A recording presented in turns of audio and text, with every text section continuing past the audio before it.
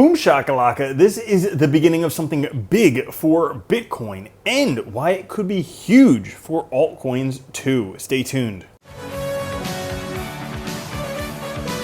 What's up everyone, Randall here from Crypto Love. Today's video, we're taking a look at some very interesting charts for Bitcoin and cryptocurrencies, particularly why this is the beginning of something huge for Bitcoin and why altcoins may have some major gains a-coming. Before we get into it, make sure to like, subscribe, click the notification bell. Come join us on Twitter at @CryptoLove. Push that like button. Now, today, Fear and Greed Index 31, just regular fear, pretty much sideways, which is shocking considering the market has been moving up pretty significantly, up 3% today. As you can see over the past week, pretty things up at least 10% on average. Right now, Bitcoin at 18,841, Ethereum at 1408, BNB at 287, XRP 37 cents, Cardano 32 cents, Dogecoin 8 cents, and Matic 90 cents. Now, Bitcoin right now has broken out of the multi-month sideways pattern, this blue box right here. It has broken many key levels, the 20-day moving average, the 50-day moving average, the 100-day moving average, and it has broken the lows all the way back from June. So all of those things being said, it's also broken just barely through the top of this descending wedge that we have been in for many months, since June of last year. So if Bitcoin can actually break out of there and then find some support on top of here, this could set Bitcoin up on a huge trajectory. Now, some important levels we have to get through. First, there's a 200 weekly moving average right around here. There's 20,000 right around here.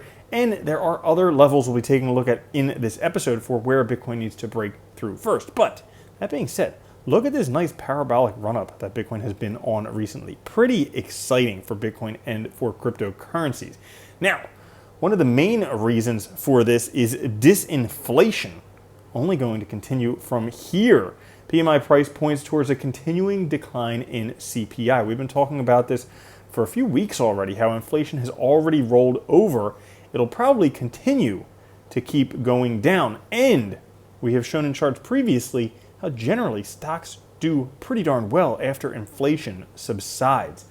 Now, that being said, right now, if we take a look, we've been talking about how there's a huge call to put premium. Everybody's betting on the market going down instead of the market going up. If we take a look at times when the call premium has been this high, we can see, when the put premium has been this high, we can see these were near market bottoms. After them, significant rallies followed. Well, potentially, nice market bottom there could have a significant rally to follow. As a matter of fact, January could be huge. We're only halfway through at this point. But January is the strongest month in pre-election years. This month is time to pay attention to the markets. 2023 is a pre-election year, so January historically would be one of the most significant months. Other months to take a look out for in the pre-election years would be April and also December. So this could be due to taxes, this could be due to Thanksgiving, Christmas, those types of things causing those fluctuations. But by far, January, one of the best months, and we have seen so far, January has been pretty spectacular. Now, as of right now, Bitcoin is sitting between two key levels, the balanced price and the realized price. This is one of these levels that I was talking about right next to the $20,000 Bitcoin price point. The realized price right here, which is the effective price that people have purchased Bitcoin at, is right now at $19,696. So that could, as it has been previously, could be resistance, especially since that's right around the $20,000 area. But who knows, with a little bit of momentum, Bitcoin could blow right through there. One area that we did just blow right through was the short-term holder cost basis for Bitcoin. You can see right here, every one of these arrows is when Bitcoin price went through the short-term holder cost basis. Even though we might not find immediate support on the first retest, important event and an early sign of a Bitcoin recovery. Now, back in 2015, it did take 1, 2, 3 attempts in order to break through there. In 2019, it was only one attempt to break through there. However, it did dip back down below there after the COVID lows, but that was still on the way up.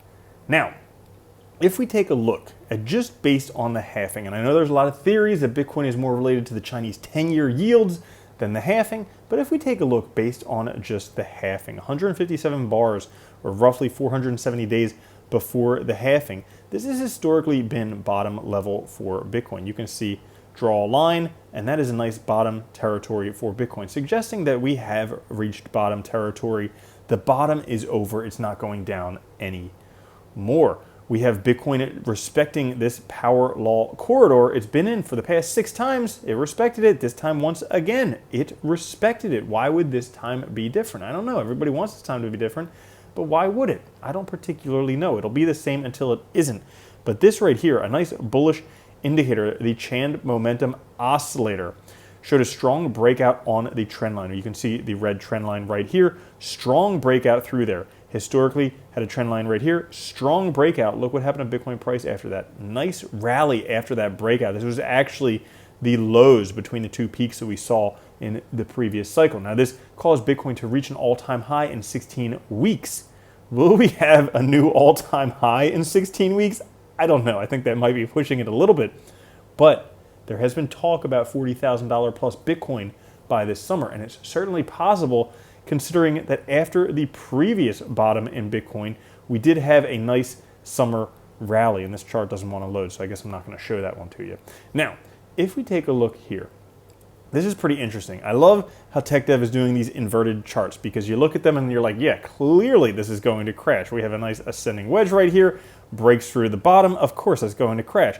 Not only that, we have a bearish divergence. Clearly, price is going down, except it's an inverted chart. So clearly, why would the price not go up at this point, including breaking through that RSI as well? So a lot of indicators suggesting Bitcoin price is about to rally. This one right here, eventually Bitcoin will print a bullish lower dot. The parabolic SAR currently around $23,000, and Bitcoin will break the SMI resistance line to patience. So these lines would show very, very clearly that there is a bullish thing coming for Bitcoin. As a matter of fact, it looks like he has updated the SMI indicator right here, and it looks like it is breaking through as we speak. But in this one, we can see a printing coming in the near future, which brings us to altcoins here. What could be happening for altcoins? We could have just bigger cycles happening again and again. You think all the people who missed out on alt season last time or who got in late, once altcoins start pumping, they're all going to jump on board looking for the next Dogecoin, the next whatever it may be. And you can see here, this looks like very clearly like a fractal. Sideways movement, little coiling, and then launch. Sideways movement, little coiling, and then potentially launch. So the biggest alt season could be upon us. Stay tuned for that. But that's all for today's episode. If you did enjoy it, push that like button. I'll catch you guys later. Have a good one. Love you. Peace. If you don't think Bitcoin's going to $1 million a coin and then $10 million a coin, you're already a loser.